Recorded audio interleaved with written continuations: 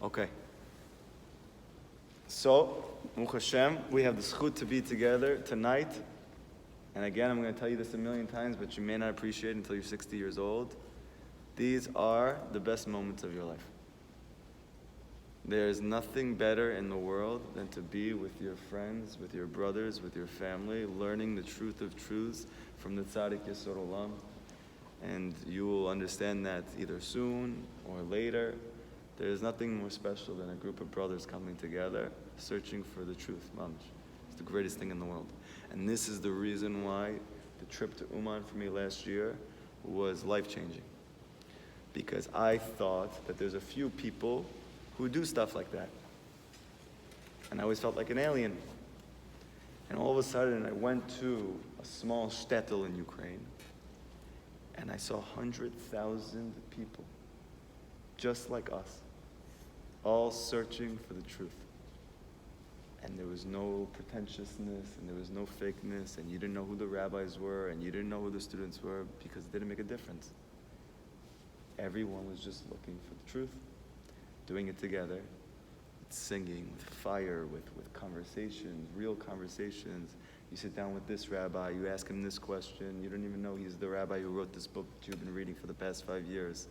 Just talking to you, hey, I'm from New Jersey, and this and that. Talk to this guy, and it's the same thing. And then you see Gedalia, and you talk to him, and you ask him questions. Hey, we're hanging out in the mikveh. Why? Because the whole concept of Breslov Chassidus is stop being fake. Because the whole problem and the whole reason that the whole world is disconnected from Hashem is because of pretentiousness, because of a facade, because of ego. Rabbi Nachman stripped his students of their ego, and anyone who learns Rabbi Nachman's Torah for the right reasons, he is going to come away and his ego is going to be shattered, but in the greatest way possible. Not because Rabbi Nachman's coming down on him, not because he's saying negative things about him, but because he teaches them. You want to know something amazing? You could be connected to the Ein Sof. You could be connected to the infinite light of Hashem. You know there's one thing that's stopping you, yourself. I always give this example.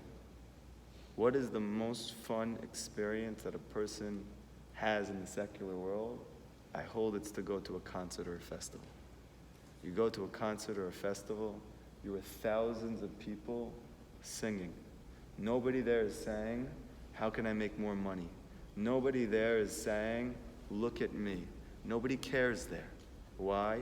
Because everybody's ego is being nullified by being part of a collective whole that's connecting in something. Now imagine you did that for Hashem. Imagine you did that with Torah. Imagine you did that for the realest, genuine, most life-giving thing, what that would be like. And nobody there is upset that it's not about them. Because when a person connects to something that real, he's very happy to let his ego melt away and just to be part of the experience. So Hashem says, Anochi Hashem Elokecha. I am Hashem, your God. Asher Titich me'eretz Mitzrayim. I took you from the land of Mitzrayim, mi Beit Avadim, from the house of slavery, of servitude.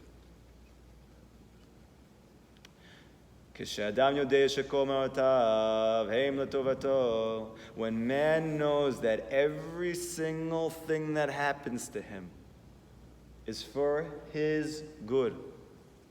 Zot bechinati me'ein olam haba.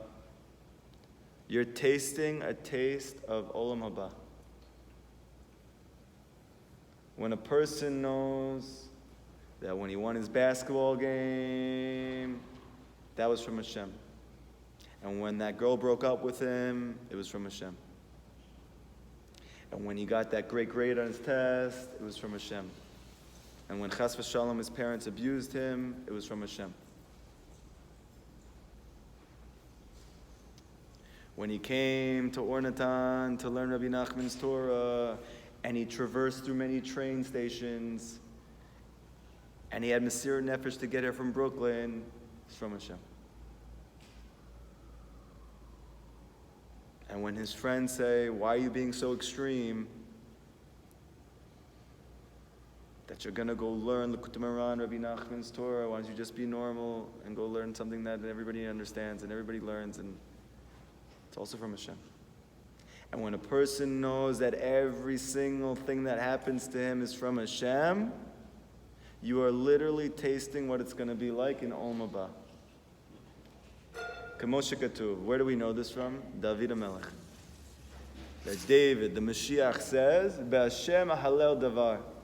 When it's Yud Kei Vav Kei, I'm going to praise you. I'm going to say thank you for this thing that's happening to me. Be'elokim ahalel davar. And when it's Elokim, I'm also going to praise you the same exact way. What's the difference? We know that Chazal, the sages, teach that whenever the Torah says Yud Kei Vav Kei, it means that Hashem is revealing His love to you. And that when the Torah says Elokim, it's talking about judgment, it's talking about din, it's talking about, so to speak, a concealment of Himself. Yud Kei Vav Kei is a revelation of Hashem as He really is. Elokim is a concealment of Hashem as He really is. Justice. Din. And what does David HaMelech, the soul of Mashiach, say? He says, you know what I figured out? That Hashem and His name are one. That Hashem and Elokim are one. There's one thing. That when the good things happen to me, that's from Yud Kei Vav Kei, it's from Hashem, I'm going to say thank you. And when it's not at all like I want it to go, and this is the most painful, hurtful experience that a person can go through, and it's from Elokim, I'm going to thank Him the same. Why? Because I know, after nullifying my ego, that it's really all one God. There is no separation between the two. What happened in Christianity? There was no way for them to figure out how could it be that things happen in this world that are not pleasant from God. It's only good. So what are you really saying, though? Good according to you. Who says that's really good? So because they don't understand how it could be something can happen to a person that on paper doesn't look good, it must come from Satan. Why? Because they don't understand how it could be that Hashem could do anything bad, and they're right. He can't. He can only do good. But who says that His good is the good that you think it is?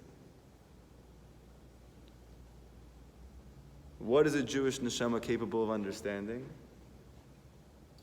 That everything is for the good. Because Hashem's the one who's causing everything to happen. But how does a person be able to chap, that he's able to understand and experience in his heart that the negativity is just as good, the negativity is just as good as the good that we're used to experiencing? The answer is only through bitul of the ego, only through nullification of the ego. Because the whole reason we feel that things are not good is because our ego doesn't like those things. Our sense of self as separate from reality, the part of us that wants to increase self, honor, money, emotional, physical comfort, whatever, all of these things are all related to ego. So what happens when our ego is being threatened? We say this is not good. And if it's not good, so the Christians say it must be coming from Satan. Or maybe Hashem is just trying to allow you to become humble so that you can experience Him. Because very simply, as long as a person is filled with himself, he can't fill himself with anything else. As long as a cup is filled with a drink, you can't pour another drink in there. But David HaMelech, that he slaughtered his ego in his lifetime by thanking Hashem for both, then he was able to experience that really it's all good. It's all from Hashem. Obviously, this takes time. Yes, this takes a lot of time. It could take 3 days, or it could take 40 years.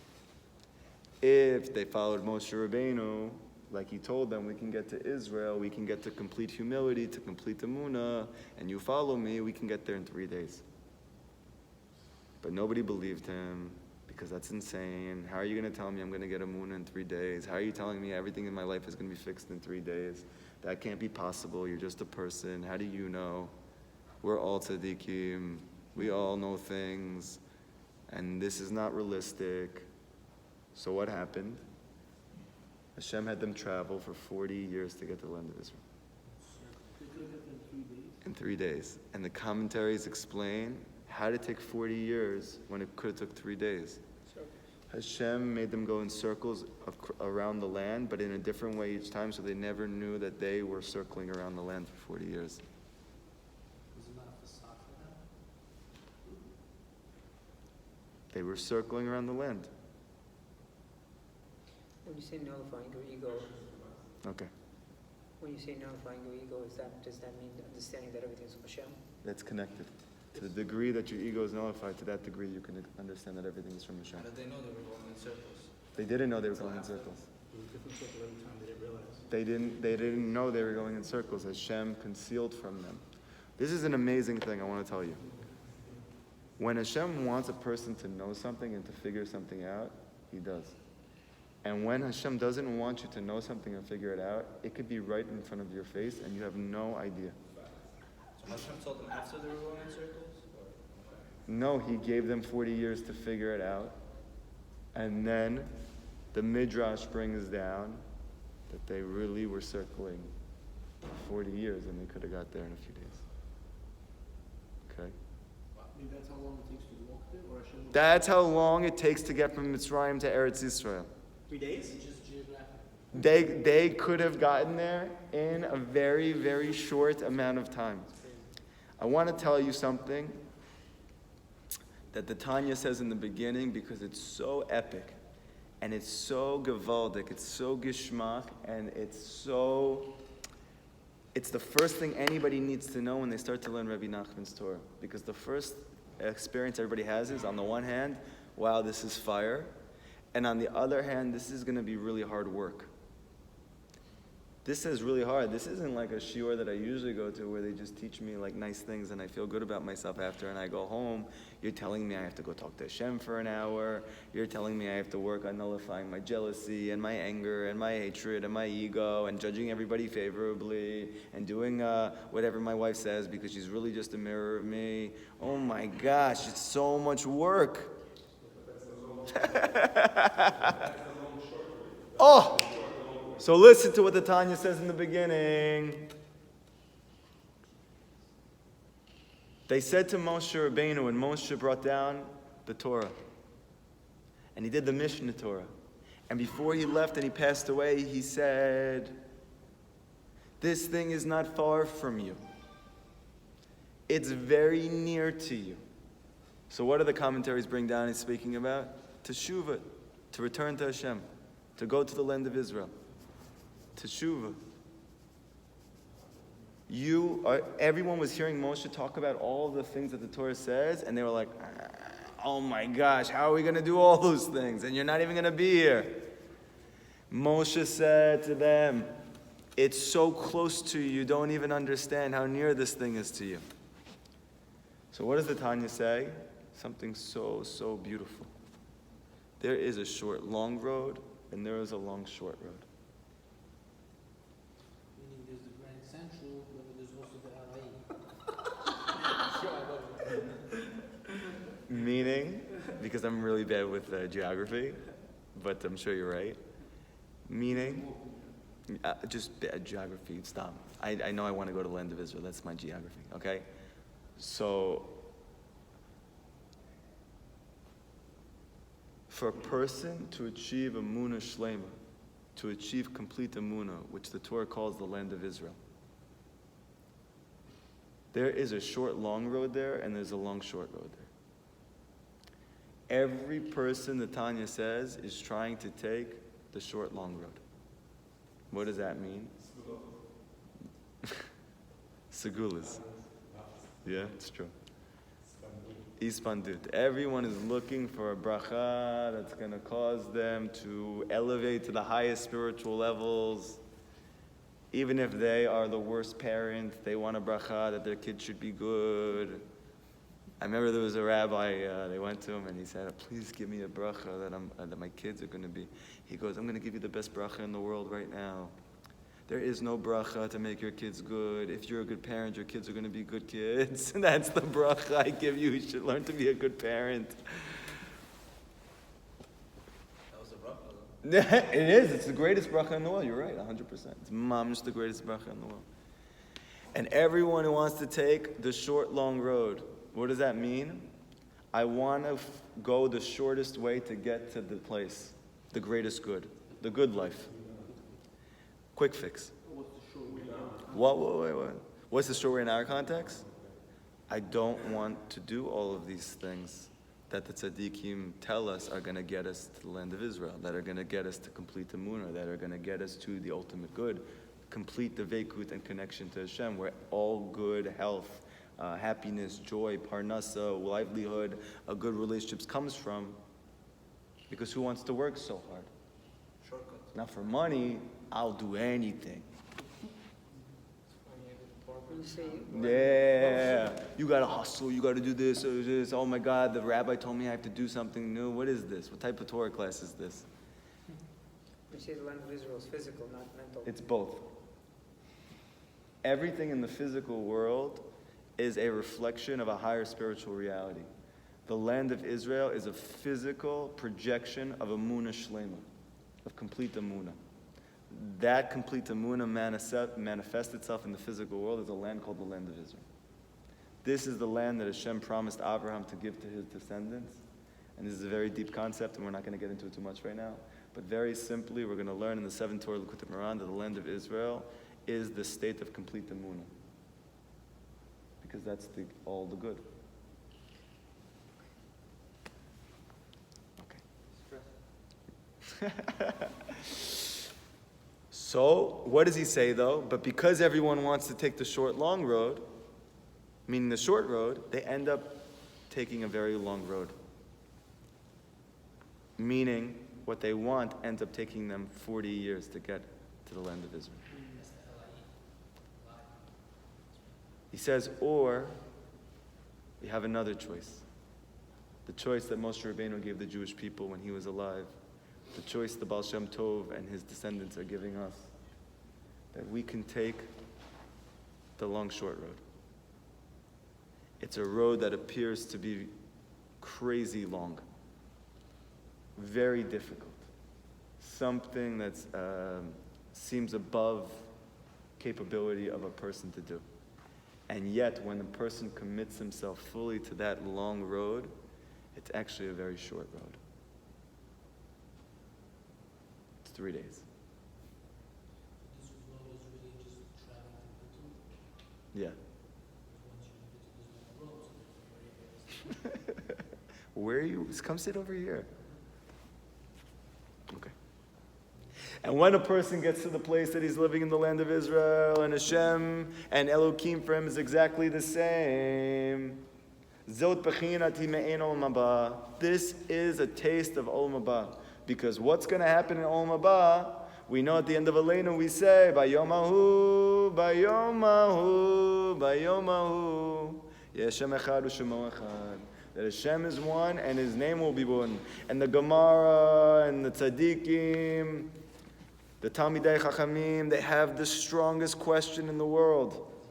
Hikshu, they have a difficulty. V'chi ha'idna lahu echad. Hashem's not one now. On that day when Mashiach comes, Hashem's going to be one and His name is going to be one. What, He's not one now? V'teitzu achmenu, and the smartest people ever lived, they have an answer to this question. Ha'idna mevachin ala tova tova metiv. That when good things happen to us in this world, we say, Baruch HaTov Metiv, the one who is good and who does good. V'al hara, and on the bad, Dayana Emet, Baruch Dayan Emet. U'atid Kulo HaTov Metiv. But in Olam Haba, whether it was good or it was bad, there's only going to be one blessing. It says in Masechet Pesachim, and that is the one who's good and who does good. So what's the whole difference between this world and that world? This is the illusion. The illusion is going to fade away. Because Rabbi Nachman says all suffering comes from a chesron of da'at. Excess? So sadness comes from excess. Yeah, very good. But it's a different Torah, a different time. But all suffering, stam yisurim, comes from a chesron and da'at, a lacking of da'at. What's da'at? Da'at means simply, they translate it as knowledge. But for what we can understand, if you could understand this word, it means consciousness. What type of consciousness? Perception? A perception, but it's not just an intellectual perception. It's an experience. If I told you right now that before I came here, I did 5 cartwheels. So you'd say, I gave you knowledge, I gave you new information. The Torah says that's not knowledge. Knowledge is only called knowledge if it changes your reality. That's called da'at. And brings you closer to Hashem. Why? Because the concept of wisdom is that it's not just information. We think wisdom is, I go online and I look up a random news article and I say I got more wisdom. That's awful. No, that's the whole point. 1 second. This whole concept of da'at, bin, and chokhmah, all of these things, whether it's wisdom, understanding, or knowledge, according to the Torah, what does that mean? Is that any piece of information that I get? No. The only thing that qualifies as wisdom, understanding, and knowledge is When you put it to practice. is consciousness that you put into practice and that brings you closer to Hashem. And if you're learning something that's not bringing you closer to Hashem, Rabbi Nachman says it's not called wisdom at all. It's the same thing you leave in the toilet when you leave your bathroom. Thank you, Daniel. I like how we have a running commentary over here. We have the Rashi and the Ramban and the Tosafot. Number 2. Okay. It's a live session, Baruch Hashem. Okay? So any knowledge that you acquire that brings you closer to Hashem, not just in your mind, but that you experience Hashem in a deeper way, in a felt way. Not just that I know that there's such a thing as emunah, but when things happen to me, I actually experience shleimut, wholeness. That's called da'at. We learn it from Adam, Yada et Chava, that the first time the word comes up is that Adam knew Chava. So we know that this is the essence of the word da'at, like Rabbi Akiva Tat says. So what does da'at mean? He had intimate relations with his wife. What does that have to do with knowledge? Go back to it. Before you said his name, before you said that rabbi's name, what did you say? Adam, Yada et Chava. The Adam knew Chava. This is the first time the word da'at comes up in the Torah. In Chumash? Yes. Okay. So then the question is, we know that the first time any word comes up, according to all the tzaddikim, this is the essence of the word. After the rest of the time. Very good. So the first time the word da'at, knowledge, comes up, which we know is the key to Mashiach, because it says in the prophet Yeshaya that da'at is going to cover the world like water covers the sea. So the whole difference between now and then is da'at. So this is a very important word. What's the first time it's used in the essence of the word? Intimate relations between Adam and Chava. What does that have to do with knowledge? And the answer is? The Ramban says that if you cling to your wife, then you're clinging to Hashem. Okay, good. What is it? What is being intimate with your life? What is it to have sexual relations with your wife? It is the most intimate experience a human being can have. Hashem wants us to have that level of intimacy with Him. That's called da'at. That you know Hashem to such an extent that you actually experience Him. It's called devekut. That now you're one with Him. It's an experiential knowledge. Like for instance, if I said right now, are you alive? Like Rabbi Akiva says, are you alive? I say, yeah, of course I'm alive. If I ask you to try to prove that, you can't prove that to me. I heard that share. Yeah, I know. That's what I'm telling you. And then he says, how do you prove that you're not sleeping?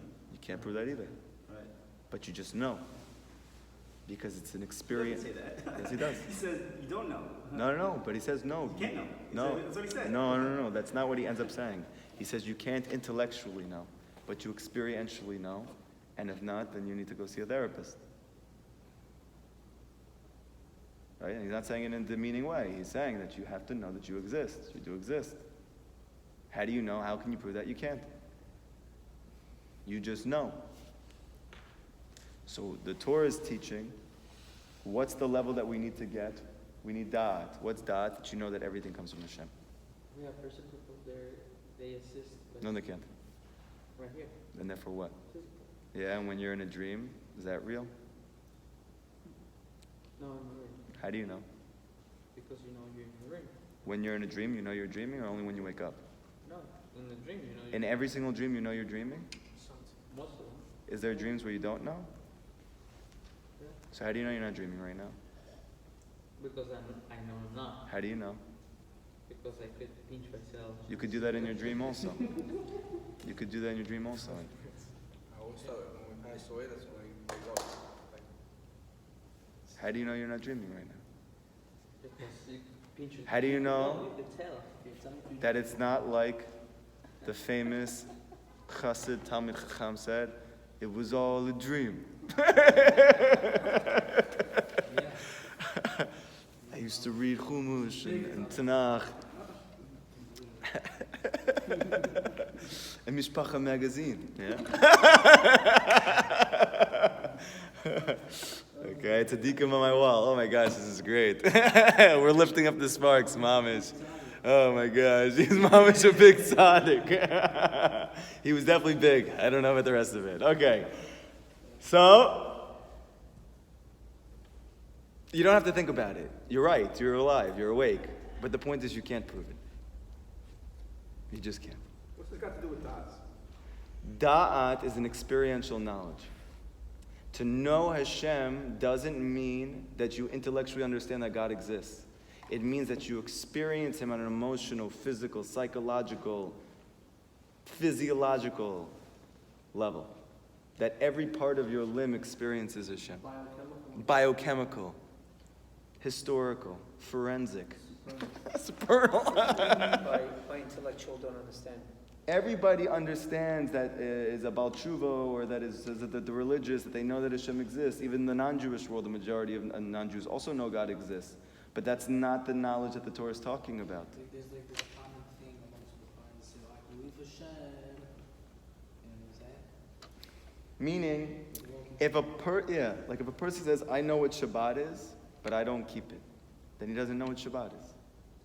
So true. No, I'm telling you, this is, no, but I'm saying that, I'm not even trying to, I'm saying a deep spiritual thing. Knowledge, the effect of real knowledge is that it changes your behaviors. It changes your actions. And if the knowledge is not actually changing you, then it's not da'at. Is that why when you learn something, you learn it 101 times? You're internalizing it so it becomes da'at. Because what it starts at is as chokhmah. When you learn a fire lesson, you're on fire. That's like chokhmah. It's like a thunderbolt, the Tanya says. But then what happens? You have to contemplate it. You have to look it over. You have to think about it, right? So that's bina. And then da'at is when it enters your heart. Actions. That it becomes all of your actions because it's now in your heart. Becomes one with you. Like, You're one with that knowledge, and now you do it. So now we're saying you can't say, I know Hashem, and I don't do His ratzon. That means you don't know Him. It doesn't mean there's something wrong with it. It doesn't mean that there's something bad about you. Everything's fine, everything's good, you're a good person. But you can't know the Torah and not keep it. You can't know Shabbat and not keep it. Because if you knew it, you would do it. And if a person says they knew and they don't really do it, it means they don't really know what Shabbat is. They need to go and But you can still do Shabbat and You can. not know it. That's right. That's true. So when a person is going through a situation and he knows that Hashem exists and he's doing it because it's for his best, but there's no action. He's just, Meaning he's still sad. he's not sad, maybe he is sad. Yeah, or he's angry. Or He's angry, but deep inside he says, He you know knows. what? It's from Hashem. So I'll It's tell from you, Hashem. that's the first step towards getting to the point that it's actually in your heart that you experience it. Say it again. I'll give you an example. Many people, when they start to come to these classes, they get this thing built into their head over and over again. Everything is from Hashem. Everything is from Hashem. Everything is from Hashem. What happens to that person? Now he goes back to his life, and he knows that in his mind, but he doesn't know that in his heart. So knowing is attaching both the mind and the heart. Yes. That means there's no emotional feeling. Yes, he doesn't emotionally feel what he knows in his mind. And that actually hurts a lot as well, in a different way. Meaning before, I just thought this was all nature, this was this person, places, and things. That's also very painful. Now, all of a sudden, Rabbi Nachman's teaching us, actually, it's all Hashem. You're good. Okay, great. So now I have my wife, she's rebuking me. She's saying, I'm not doing this, I'm not doing that, X, Y, and Z. And in truth, it's really Hashem. So at the time, though, I'm being mamish nullified, and it's very painful. But I know when she leaves, and I have a moment to myself, this is from Hashem, this is from Hashem, right? Rabbi Nachman is trying to get you to the point that you don't even have to do that. That literally, it doesn't bother you at all. Why? Because... That's different level already. Yes, okay, but what I'm trying to explain to you is I have, for instance, I have a student who literally I saw for, ever since I've known him, he has such a ratzon to be close to Hashem. He wants to be so close to Him.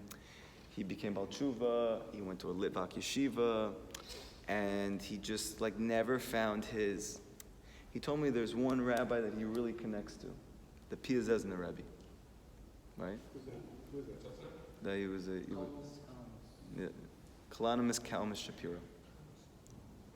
Kalmus Kalman Shapiro. Kalmus. Okay. He's the one who wrote the whole book on teaching. Yes, the student's obligation, which is everywhere. You'll see it. You'll know the book. Okay. He was in the Holocaust, and there's a book that came. He's literally one of the most legendary Jewish figures in history. Yeah. Okay. Okay. No, I'm saying you know him. You've seen this book. You just didn't even know it was him. Yeah, I saw the icons. Yeah. I saw the icons. Okay, good. So listen. So, but there's not, most of his, first of all, he passed away when he was young in the camps. So there's not many of his writings, and the ones that we have are mostly in Hebrew. So there's a little bit in English. There's one very famous one, and the rest not so much. And he's trying tooth and nail to try and just read these things and learn these things, but he's not living with it because he can't, because it's not translated in English for him, and because you don't have a whole expansive category of things that he teaches about everything. So I told him, I said, listen to me. I see how much you want to be close to Hashem. I see how really, really you want. And you just want clarity. You just want a path that allows you to get there. So I'm telling you right now, there is an ability to do that. I know one like that. But for you to do that, you're going to have to take a long, short road. You're going to have to do things you never did before. You're going to have to work on things you never worked on before. You're going to have to practice things that you never thought of practicing. And I want you to give it 6 months. I want you to give it from Hanukkah to Rosh Hashanah. And in the time of Hanukkah, I started talking about Hipodadut, talking to Hashem for an hour. He said, should I do a little bit and then build up? And even though most rabbis said to do that, I don't hold that that's the best way. I think while you're on fire, you should go do an hour so you can taste it. Then you know you can do it. And then you'll have the confidence that even when you fall from it, you know you did an hour. Many people, they do 15 minutes for 7 years before they figure out how to do more. 15 minutes, a half an hour, and it takes them 10 years, 5 years. I understand that, but I'm just trying to explain, because a person doesn't think, how could I talk to Hashem for an hour? I'm going to talk to Hashem for an hour about this in the beginning. Okay. So he literally did an hour every single night of Hanukkah. Every day of Hanukkah, he did an hour. And he thanks me all the time that you made me do an hour in the beginning, because that really was a big thing for me that I knew I could do it. He said, otherwise I would have been stuck for a very long time trying to do it. Okay? But what happened? He texted me a certain amount of months ago, and he said, David, is it right now I'm knowing that everything is from Hashem. but I'm still reacting the same exact way. Is it ever part of the cards that like you get to the point that you actually experience what you know in your head? I said yes. And the stage that you're talking about is actually a big step up from the majority of the world. The fact that you even know that everything is from Hashem, even the majority of the religious world doesn't even chop that. Okay, let's cut to the chase. How do you get the knowledge to the heart? You have to learn this whole Torah. Huh? You have to learn this whole Torah. And you can't cut to the chase because we're taking a long, short road. So if the person doesn't respond, if his wife does rebuke him, and he says into his mind that everything's from Hashem, I'm not going to say anything. That is a very high level, but that's not the goal. So the goal is not to even feel it. Yes. So one is mind, and then there's but you don't respond, and then there is what. There's many levels, and the ultimate level is what's in your mind is in your heart. And then you actually don't feel anything in your heart. But the way to get there is to actually start by knowing and not responding just because you know and feeling that. Okay? Stages.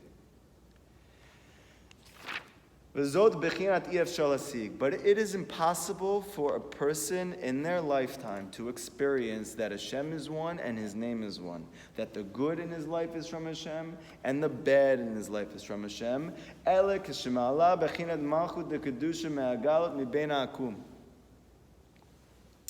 Unless he lifts up the Malchut of Kedusha.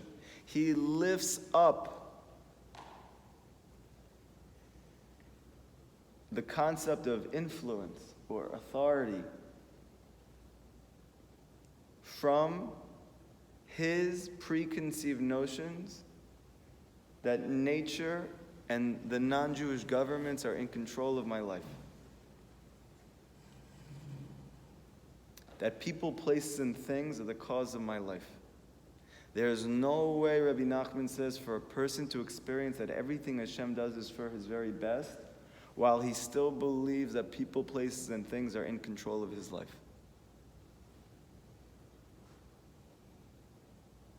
Because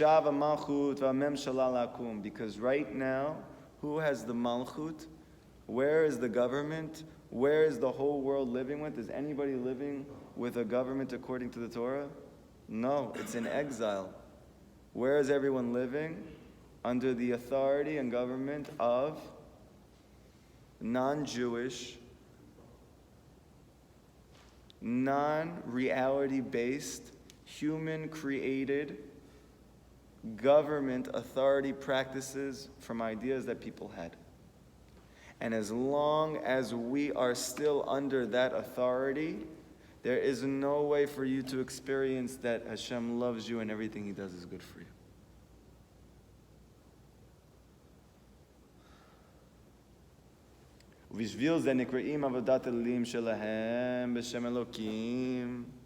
And this is the reason why that Chazal, the rabbis, the sages, tzaddikim said, what is it called when non-Jews worship things? They invest in things that are not rooted in reality. It's called avodat elilim. Rabbi Nachman says it comes from the root word Elokim, meaning, who is the non-Jewish world believing in? They believe in Elokim. Because they are receiving all of their life force from the revelation of Shem that's called Elokim, which is actually the greatest concealment of Hashem in the world. The judgment. It looks like judgment, but it's really Hashem just hiding His face. That's where the brain get their sustenance. Kamo shekatuv, like it says in the pasuk, Elokim malki mikedem. Hashem is my king from long ago. Meaning now He's not our king. He was at some point our king. But who is our king now? Capitalism, fascism, socialism, Rastafarianism, Rastaman. Every single type of human-created government based on some very intelligent person's idea of what is going to bring peace to the world, Where are all of these forms of authority getting their life force from? Not just the people, the actual government. The government is getting its life force from Elohim.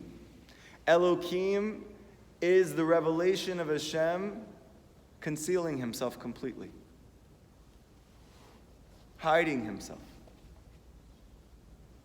Why is it that when we live in those countries, everyone has such a hard time feeling that Hashem controls the world and loves them? Because they're living in a government that's governed by Elohim, and they believe in that government.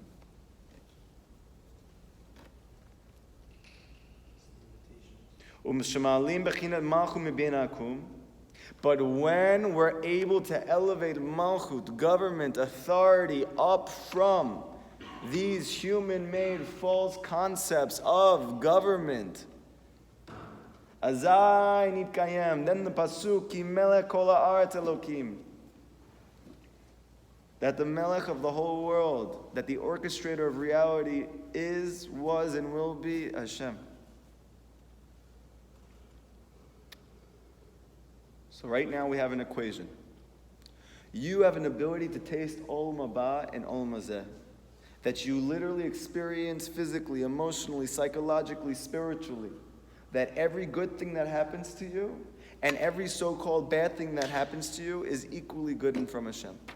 Not that you have to convince yourself, not that you have to pound it into your brain, but that you literally experience it exactly the same way, because that's exactly what Olam Haba is going to be like. You can do that. However, Rabbi Nachman says it's impossible as long as the concept of Malchut, government, authority, influence, is with false ideologies. Yeah, but we live in exile. What are we going to do? We live, what do you mean? You lived in Ukraine. Rabbi Nachman lived in Ukraine. We live in the United States of America. What are you going to do? Mashiach's not here yet. We're not going to have a Jewish government until Mashiach comes. So what are we going to do? The answer is you yourself are a microcosm of the whole world. That means that you have your own sense of non-Jewish government which is residing over you. What is that called? When you are invested in people, places, and things. When you think that I need a certain job in order to make a certain amount of money, that I need to go pitch it to this boss, I need it for this to happen, I need to go to this event to go get with this girl, and I need to have this thing happen to me in order to do this. What is all of that? It's based on shtuyot. How do you plan it? Who says you have to plan it? Oh, a person has a business idea. Let's just say he wants to plan it out. Okay, so you simply like this. First of all, we're not to question that. We'll go on to Sorry. question. No, it's okay, it's okay.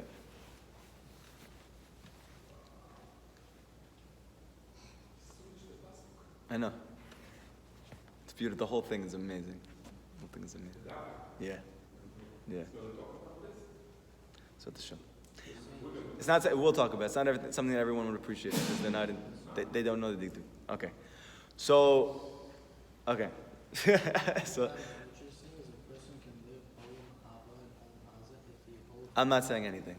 Rabbi Nachman is saying, yeah. And if a person holds by Yom Kippur, he's really in Olam Haba While he's here, yeah. while he's here. Yeah, mamash. If a person's not living like that, then He's in exile. he's in exile. And he experiences all the worst types of suffering. And that's called Olam Hazeh. Yeah. So the person, Two separate worlds on purpose. So you missed last night's class. You got to go back and watch last night's class. I would love to tell you more, but I gave a whole hour talk about it. Yeah. Okay? So, very simply, what does it mean on a personal level for me? As long as I have a munah in anything besides Hashem, it's like the Jewish people being in exile with a non-Jewish government. It's the same thing on a micro level as it is on a macro level. Does everybody understand that concept? If you don't, it's okay. You have to let me know. Because we can't move forward if you don't understand. You're not going to understand the rest of the Torah. Again, when you think that something needs to be a certain way, you need to have a certain job, you need to be connected to a certain group of people, you need to look a certain way, you need to act a certain way, you need to do a certain thing that the world tells you you have to do in order for you to function, that's called being in exile. Yes. That's called investing in false gods. Who taught you that? The non-Jewish world. So who says they know what they're talking about? When did they teach us that? Well, didn't you Every say that moment of your life that you think to yourself that something has to be a certain way for something to happen, what is this based on? It's based on investment in a reality taught to you by the secular world that you control your fate, that you are the cause of everything that takes place in your life. Didn't you say that was a reality now? The goal? You said that they got no sustenance from there. This is what we did in Likutey Halachot, and it's going to confuse them. So I just want, again, I just want to say simply, when you are invested in the reality that in people, places, and things, my relationship with my wife can't get better unless I figure out to do something I've never been able to figure out what to do, that I can't make money unless I go and do a certain job and I go to school for 10 years and I get this degree and that degree and I meet a certain group of people, that I can't... Circumstances yeah. and means. Yes. Ways. Yes. All of these... It says that Yeah. in it says that a person can't have the talking if they think their heart is attached to a certain means of... Boom. You got it. That's called the Avodah Zarah according to Rabbi now. And even though it's not Avodah Zarah in the sense that you get judged like it's Avodah Zarah, the essence of it is exactly the same thing. You're believing in something, that something controls your fate besides Hashem. If you have a mind that's more sort of open, that is why Hashem will give you things from many different directions. He can right? give it to any way he wants. But it will only happen to you if you're ready for it to happen, right? Yes. If you believe that it can only happen to a certain way, you're stopping yourself from getting... That's what we're learning. Right. That's Okay. exactly what we're learning. You got it. So the person is going to come. Hashem, I don't know how you're going to bring it, but I need it. Beautiful. That's it. Yeah. Done. So you're going to have to sit, but Again, wait, that doesn't mean that you sit home and you eat potato chips. It's also good to grow. We have to talk about it. Look, every single Torah talks about a different facet of this reality. This reality we're going to be speaking about in every single Torah. Now, how does it look like in business? How does it look like at home? How does it look like here? We're going to have to discuss all those different things. It's a long, short road. So you just have to wait and see. we have a long way. We have a long way, but it could actually be a very short way. There's no traffic. This is called witty puns. Okay. Let's do a little bit more. I know we're past time, but this is just so geschmack, and just try to stay with me. The Efshar, and it's impossible. La'ashiv ha'maluch la'kadosh baruch hu. It is impossible to bring the Malchut of Hashem out of exile. Meaning, Yemot HaMashiach. That the King Mashiach is going to reign. And what does that mean? That Hashem is going to reign. What do you mean he didn't reign before? He did reign before, but he was hiding himself. When is it going to be out in the open and nobody's going to think that the person who's running the world is a guy with a tan and a toupee? I wonder who he's talking about. You're fired.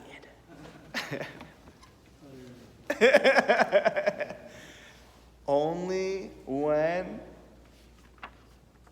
Vidui Devarim Lifnei Talmid Chacham, when the Jewish people do tshuva.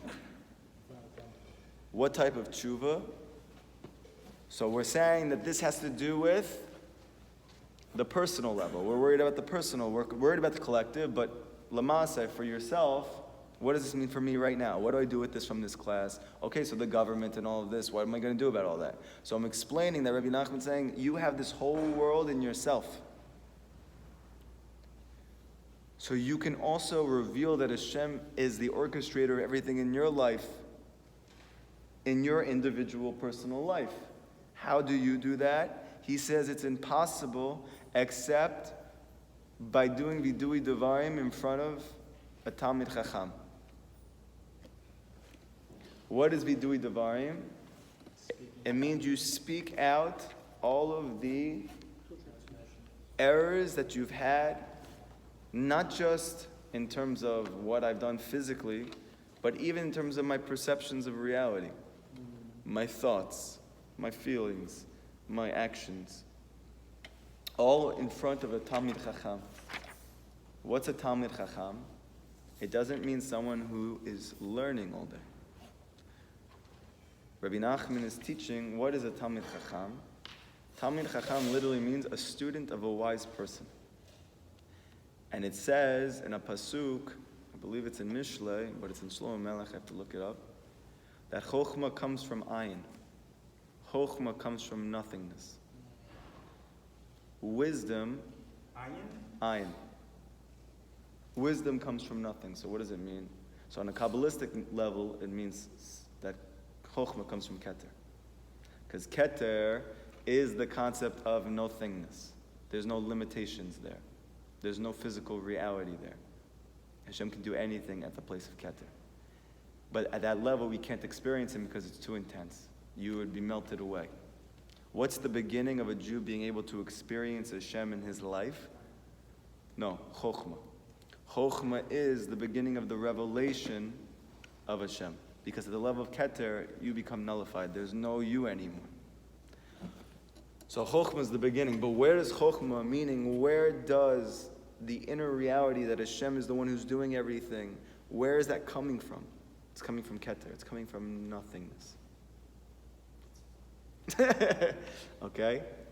This is what Shlomo Melech says, the smartest man who ever lived. That Chokhmah, I forget the exact Lashon, it comes from... There, exactly. Say it louder. Say it louder so everyone can hear you, and the camera also. Chokhmah ma'ayin timatzeh. Chokhmah ma'ayin, from nothingness to matzeh, is found. Where it comes from. It comes from nothingness. What's in the Koran? Shlomo Melech. No, what's the Sefer? It's Mishlei or it's I'll tell you right now. One second. One second. One second.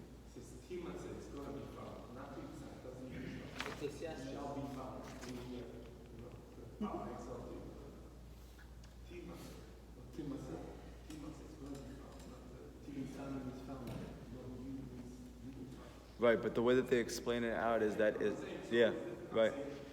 Yeah, okay. Okay, we'll look it up after. I know it's here. No, it's here. Top right?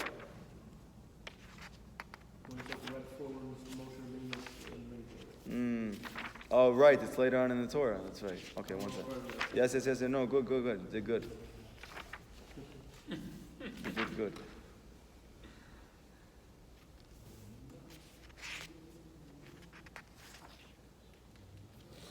The pasuk says, Hashem, please help me to find this.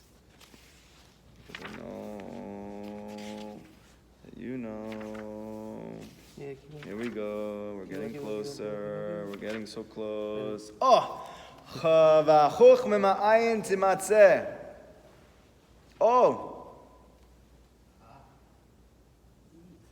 Sorry. It's not from Shlomo Melech. It's Eov. Okay. So Chokhmah comes from nothingness. Yeah. That's what it says here. It means being humble? Interessant. What? Nothingness means being humble? Nothingness in Kabbalah is a code word for Keter. Yo, what? Yo, what? Bless you. Eov 28:12. Okay. What's Keter? What's Keter? Keter is... That's Sphira? Yeah, in the Top one, right? it's the highest sphera. It's the one that they don't even usually speak about because it's nothingness. And how are you going to describe something that's not a thing? Wait, so what's the Kabbalistic explanation Is that Chokhmah is born from Keter. That Keter... Because Keter... Okay, good. Okay, so we need to understand these things anyway moving forward. Okay, we have the 10 Sfirot. Usually, according to the system of the Ramak, who is really the first one to expound Kabbalah in a way that's understandable, right? He was the teacher of the Arizal. Yeah, Rav Moshe Berg. Yeah. Oh, sorry, he was right before. He was right before, and then the Arizal came to his... Yes, okay, so one second. So he speaks about Keter Chochma Bina, Chesed Gevura, Tiferet Netzach Hod Yesod Malchut, because this is the basic system of the 10 Sfirot in Kabbalah. However, and after the Arizal, or with the Arizal, he started to focus more on Da'at and less on Keter, meaning there are, even though there's only 10 Sfirot and Keter is the highest, because Keter is so high, it's so close to Hashem, it's kivyachol like Hashem himself, so to speak, that we can't even begin to describe it. But where is Keter in a way that we can experience? It's a sphere called Da'at. Da'at is the revelation of Keter. Okay? So what does why do they say we can't talk about Keter? Why are we not focusing on it? Why is all of the Torah that's based on Chassidut focus Chochma Bina Da'at? The answer is because Chassidut is busy with how to experience all of these secrets. So why are we going to be busy with something that's above understanding? So that's why Ratzon is Keter? Yes. Because Ratzon is understanding? Yes. Because it doesn't make sense that because you want something, you can do anything, even though everything in nature tells you that's not the case. So Ratzon is higher than the actual thing, in essence. Yes. It's crazy. Yes. Ratzon is higher than? Anything. Even higher than the actual thing that you want. Yeah, that's why Rabbi Nachman says the wanting itself, you don't even understand the fact that you want something that's good, what this does in all the spiritual world. Zohar, right? Yeah. But can you control your wants, though? Yeah. Meaning for your Ratzonot, Yeah. you can build those. Yeah. You say, Hashem, Hashem, I want what you want.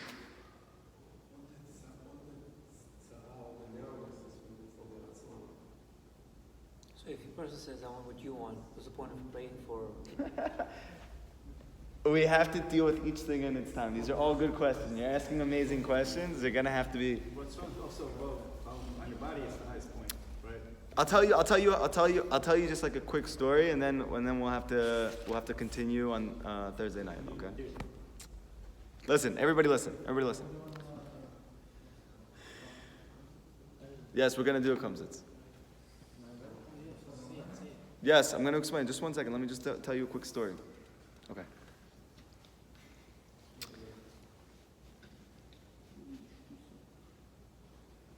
Rabbi Nachman, first of all, Rav Natan said to Rav Nachman, there's a question that Jewish sages, that the Jewish people, that the whole world has had since time immemorial. Since yesteryear. Years of yore. How does free will work? There are so many books written about this. There's mamish theses on this. There's philosophies written about it.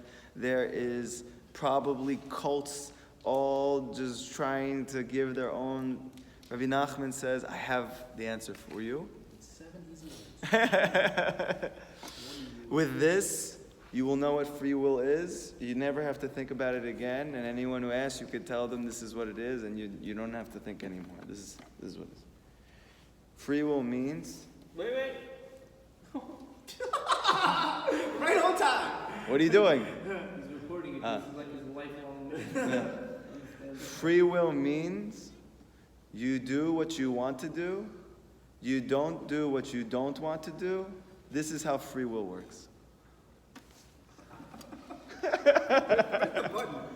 What do you mean I do what I want to do and I don't do what I don't want to do?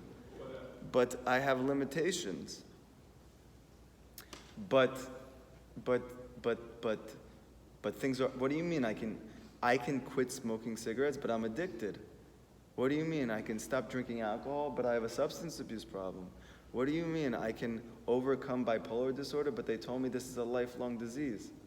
What do you mean I can get married and have a good relationship with my wife, even though I was abused when I was a kid? That's not according to nature. And Rabbi Nachman comes along and he says, you want to know how this works? If you want to, you will. And if you don't want to, you won't. That's how free will works.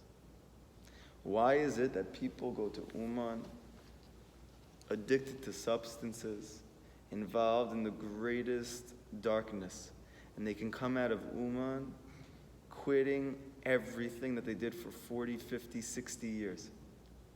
Because you do what you want to do, you don't do what you don't want to do, and that's how free will works. Because they attain Da'at there? There's a lot of reasons for it. Can I say something about free will? Why is it that someone like has a is like you want to do something that called the taiva? Is that called taiva? Whatever. In English, you want to do it, right? Yeah. Why is it that like he has like he really really wants to do something, and someone else's free will makes him really really want to do something, and it's completely different things, and he just completely doesn't care about what the other guy really wants, and vice versa. So Rabbi Nachman explains in the first Torah of Likutey Moharan that a person can't even experience what he really wants until he purifies his heart. What? That as long as a person's heart has not released itself of all lies that it's connected to and attached to, he can't know what he wants because he only wants what his ego wants. Meaning he could have a sense of it, but it's very fleeting because his taivas are so strong. Why are his taivas so strong? Because he's so invested in his physicality and his ego. So Rabbi Nachman says that through the learning of Chassidut, you can quiet your body. And when you quiet your body, you can hear what you really want. Why does Rabbi Nachman say it's good for every single person to talk to Hashem for 1 hour a day out in nature? Because you have an opportunity at the highest level to quiet down the noise outside and inside. And now you can find out what you really want. Does this apply to everybody, Maj? Everybody. Even women? Even women, even non-Jews. If you- Everybody. Can you repeat that again? I'm sorry. If you want to do what you want to do, Rabbi Nachman says that you do what you want to do, you don't do what you don't want to do. That's how free will works. So what are you going to say? Oh, so if you did it, that means it was because you wanted to do it. Yeah, that's right. And if you didn't do it, it's because you didn't want it. It's like, dude, hold on, wait, did you do your homework? No, you didn't want to do your homework, so that's it. He's going to say, I wanted to. So Rabbi Nachman's going to say, no, you didn't. He's going to be, what do you mean? I did want to. I literally thought all day about doing it. I figured out Well, ways do to your do it. homework, right. Yeah, But but because you didn't couldn't do get it, around to I it. know. No, if you wanted to, you would have gotten around to it. I know something. So couldn't it be sometimes situation gets in the way? Sometimes So circumstances? Rabbi Nachman is trying to teach you that the whole concept of circumstances are just to increase your will. Like for instance, a person can say, how am I going to get to Queens from Brooklyn at night for a class, and I have to take multiple trains, and I have to walk, and I have to do this and Oh, that. there's some things No, that wait, really are not possible, wait. right? No, sir, Rabbi Nachman says nothing's impossible. Okay. Because the Torah says nothing's impossible. Who says something's impossible? Why is something impossible? Who taught you that? It's over my head. No, it's not over your head. Who taught you? This is a real class. We're just friends talking. Who taught you something's not possible? I want you to think Oh, of I know, the Goyish world. That's right.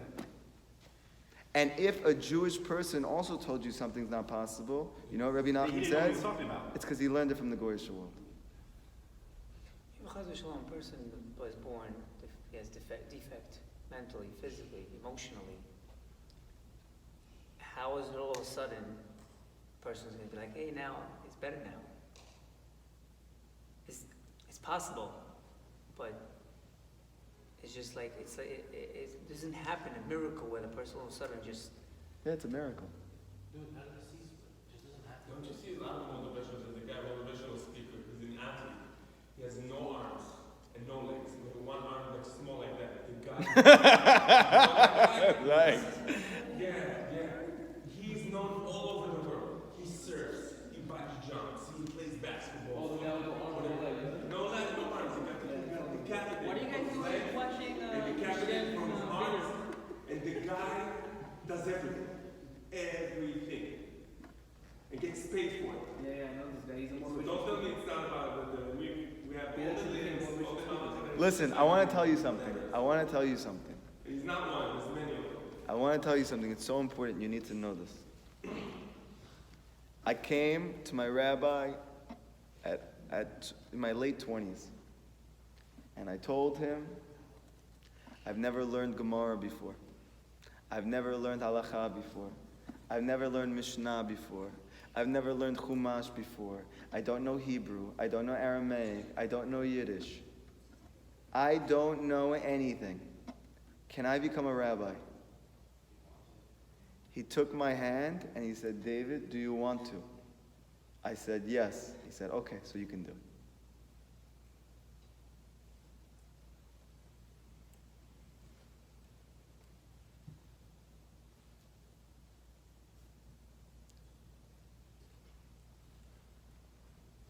What about obstacles?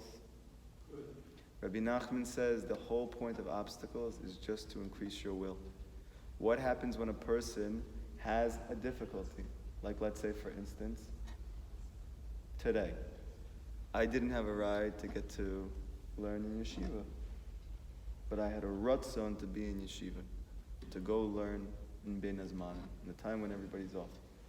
So what did I do? I walked an hour from my house to the yeshiva to go learn. People see me sweating through 5, 7, 10 layers of religious clothing. Why didn't you just stay home? Because I wanted to learn. And I wanted to learn more than I wanted anything else.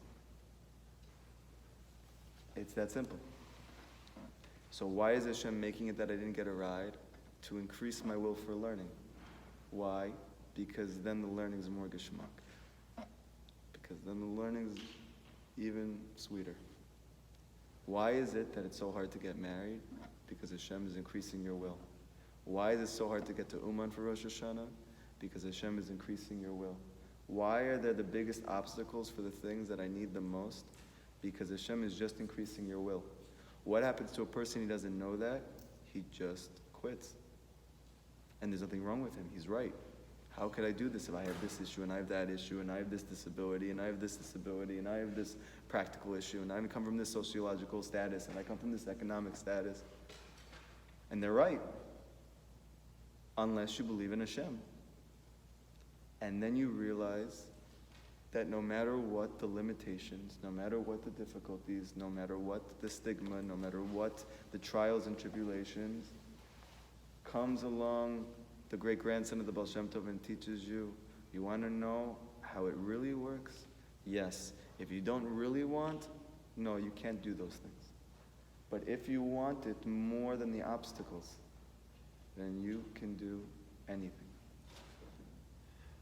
If you've been trying to get something for a long time, is the reason that you haven't gotten it because you don't want it badly enough yet? That's what Rabbi Nachman says, yes. That's right. Yeah. And So when you get to that point when you want it so bad, He says you're going to have it instantaneously. like you'll get it like you want it you want to breathe. That's how bad you want it. He says when it's like that, you don't even have to wait a second. At the moment it's like that, you're going to have it immediately. This is what he says. He says at the moment that a Jew's ratzon is equal to the thing that he wants, the greatness of the thing that he wants, he will get it instantaneously. The whole reason for the obstacles is just to increase your will for that thing.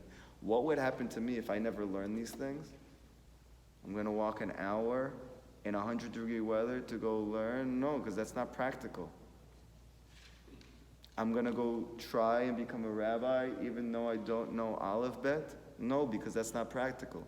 I'm going to leave my job as a social worker, as a mental health therapist while I already have a wife and kids? That's not practical. so questions. Wait, I want to tell you something. But Rabbi Nachman taught me, so what? So what? It's not practical, and therefore what? So now Hashem can't do this for you? Because this is not practical? According to who? The non-Jewish world teaches it's not practical. And therefore what? They teach when there's a will, there's a way. It's the same thing. Yeah. But it's very deep. They don't believe it. It's very deep what that statement means. To the extent that Rabbi Nachman is saying, if you really reach the level of wanting something as great as the thing is, He says you will get it instantaneously. And if you don't have it yet, it's because your want for that thing is not as great as the thing that you want. If you want Torah, for example, and you feel like you're praying for it, you don't get it yet, that means you don't want it that bad. You don't want it as great as the thing that it is. Doesn't mean you don't want it really bad. It doesn't mean you don't want it more than anything else in your life. It doesn't mean that you don't want it more than anybody in the world wants anything. But it does mean that your want for that thing is not as great as the thing itself.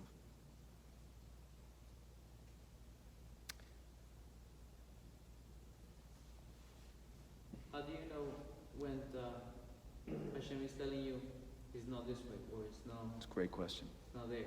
It's a great question. Only through Hiboded. Only by talking to Hashem every day and talking to Hashem about it. And in the end, you want to know the real answer? Because you like it like that? Cut to the chase.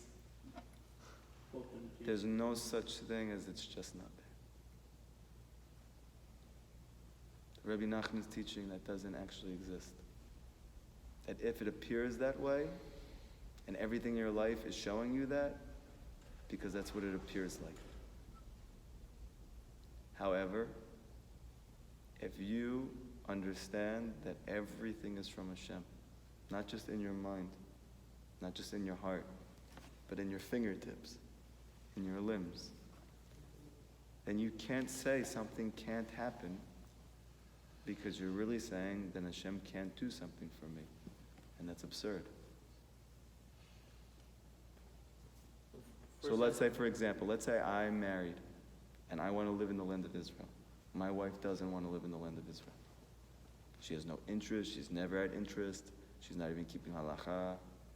She's telling me we're never leaving here. I'm happy here, X, Y, and Z. So on paper, what does that mean? It's a stop. What am I going to do? I should give it up because this is not realistic. This is not practical. What does Rabbi Nachman say you should do? You should pray and cry to Hashem every single day for at least an hour for what you believe is good. And then one day, if you want it bad enough, your wife is going to say, I want to move to Israel.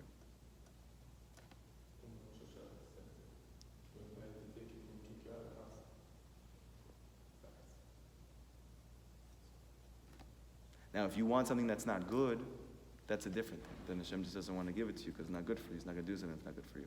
But if you want something the Torah says is good for you, and you just simply can't in any way access it, Like it's not even practical. it's not even practical in any way, but the Torah says this is a good thing, this would be good, if you could, then Rabbi Nachman says it's impossible that no matter what the circumstances, you can't have that thing.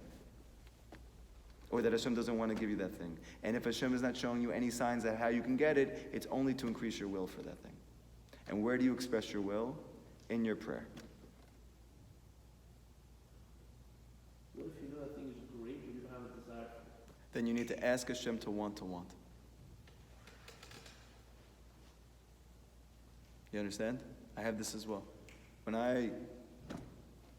I started to become learning the teachings of Torah and Chassidut, initially when I saw the word Yira, my back tightened up. Fear? Oh my gosh, I have an anxiety disorder. I don't want to fear anything. I want to get away from fear. I have to fear Hashem? Oh my gosh. I want to love Hashem. Let me work on that first, I never even believed in Hashem my whole life. Let me try and love Hashem, yeah? But when I realized that Rabbi Nachman is teaching that Yira is not just important because the Torah says, but it is the highest level. It's even higher than love. Yira Romamut. I don't know if I'm saying it right. Wow. Yeah, yeah, it's even higher than awe. It's called Amunah Shlema. Okay, I'm just telling you this. Yeah. That there's a level of Yira that's called Keter. Okay? It's called complete Amunah Pashuta. That literally you have the highest level of Amunah. It's called Yira. So, I want that, but I don't want to fear Hashem, because I don't want to fear anything. I want to get over my anxiety. So what I say to Hashem, Ahibodadut, Hashem, I want to have Yira. Because if I say I want to have Yira, I'm lying. I don't want to fear anymore. I want to not have anxiety anymore. But if I don't pray for it, it means I'm not praying for something that Rabbeinu is saying is really good for you, that the Torah is saying is really good for you. So what do I do that's real for me and real for the Torah and real for Hashem? I say I want to have Yirat Hashem. And eventually, as time went on, that want to have Yirat turned into a want to have Yirat. And then as that time went on, want turned into having Yirat. Now, yeah. No, I'm serious. And then that want eventually turned into having Yirat Hashem. And now, but that's not done. Now there's higher levels of Yirat. And then there's higher levels of Yirat. So if you don't want something that you know is good for you, then you pray to want that. You have a question or a statement? 1 second, let me just get questions. You just said a second ago that you express what you want in your prayer. Yes. Does it go the other way also, that the more you pray, the more you're going to want it? That's right. Rabbi Nachman teaches that the word for desire and the word for silver is related and connected. It's a whole Torah, but pretty much your wants are verbalized and expressed and actualized through your speech. So the more that you pray for it, the more you want it. The more you want it, the more you pray for it. And back and forth. So one of the main goals of Hipodadu, which is a secret goal, is to increase your want for good things in your life. Because when you're busy with people, places, and things, when you're busy with work, when you're busy in the secular world trying to support your family, when you're busy trying to go to school and trying to do all the basic stuff, it's very hard to grow a will for something that's really good that the world's not doing. So when do I cultivate that part of myself? When do I grow and cause to flower and to blossom and to bloom a really holy will? You can only do it by taking time out of your day to talk to Hashem, away from all of these things. So the word Saon, which means travel or narrowness, is exactly the same letter as the word Ratzon, That's right. which is yearning and wanting. And then the word Netzah, which means created, is also exactly the same letters. So you have a will, you have a narrowness, there's something that says we need to have more will, and then we will be What created. was the first word you said? Was it mean? Saon, tzara, like the word tzara means trouble, but also narrowness. Saon. Oh, Tzino is also it's a channel. It's a channel. It's a channel. I want to tell you how sweet that Chiddush is. Rabbi Nachman says, and it was quoted in a New York newspaper, Wall Street Journal. The whole world is a very narrow bridge. The main thing, the ikar, is not to be afraid. So what is Rabbi Nachman saying? Everything in your life is a narrowness, is an obstacle that you can turn your tzaron, your narrowness, into ratzon, into a will. Everybody have a very good night. Listen, wait, I need to make one announcement. We had a very good idea from one of the founders of Tzion Breslov Project that we should really do a Hasidic dance session. what is it called again? A kumsitz. A kumsitz, or a farbrengen, a tish. This is something I've actually wanted to do for years, even before I even started learning with you guys. And I mentioned it to people, and they're like, what are you talking about? And I never heard of such a thing, okay? However, this is one of the most powerful spiritual experiences that a person can have. And we made a decision that moving forward, every Thursday night, Bezrat Hashem, we are going to have this experience, this Verbrengen, this interactive, experiential, spiritual, uplifting that is a lot of fun, where you are learning the truth of truths, and you're singing, and you're dancing, and you're playing music, and you're with your brothers and your best friends, and it's a very, very powerful experience. The Kumsitz. It's going to be here. The first one in Tzion history is going to be this Thursday. Yes? For Tzion? We are gonna have a live musician. I spoke to him this morning. He was very excited about it. Usually he has a class every Thursday. He goes, it happens to be this Thursday, might be the only one that I'm not, yeah? And then he texted me a couple hours ago and said, I'm able to come. So we have a live musician who's gonna be playing guitar and singing. We're gonna have his companion, his Robin, on the bongo. What do you use? What did the Bukharins call We're it? not gonna have Moharan? Yeah, let's talk about it. We'll still be a Likutey Because of but with music. yeah. Mashiach doesn't come. Wait till winter time when I'm going to get everybody on the numbers and the lap. Oh, okay. I'm calling dicks right now. I'm going to show you. There's going to be cholent. We're going to get Shabbat food. Part of it is having a taste of Shabbat before Shabbat. Okay, so we're going to have food that we're ordering in. It's really, and we're going to be saying Divrei Torah, fire Divrei Torah, Rav Nachman Fegazal, the Nachal Navei Makor Chochma, the flowing brook, the source of God consciousness. It's going to be awesome. It's going to be a lot of fun, and it's going to be, Srat Hashem, it'll be everything. Whatever you bring to the table. If you bring your feet, bring. If you bring the feet to dance, we'll dance. You can dance if you want to. And you don't have to dance if you don't want to. But then we're going to bring you into the circle anyway, because that's what Rabbi Nachman says to do. So please tell your friends about it. There's a flyer, apparently. That's something else. So there's a new flyer. Benny's going to send it out after the class. Please send it to everybody that you know. There's no limit. There is one limit. It's guys. It's only guys. Okay? And otherwise you're good to go. So now it's only once a week we're gonna be learning this? So for now, once a week. It's really a long road now. But I'm telling you that Kumsitz is part of the process. No, I'm just, trust me. I've been teaching Likutey Moharan for 4 years, almost every single night.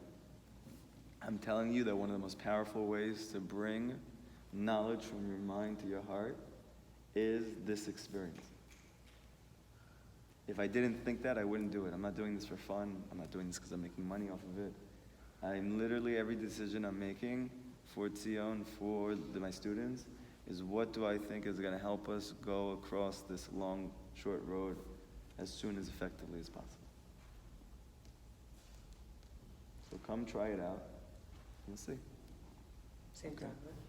Anybody interested in another Rabbi? I already prayed. We have 6.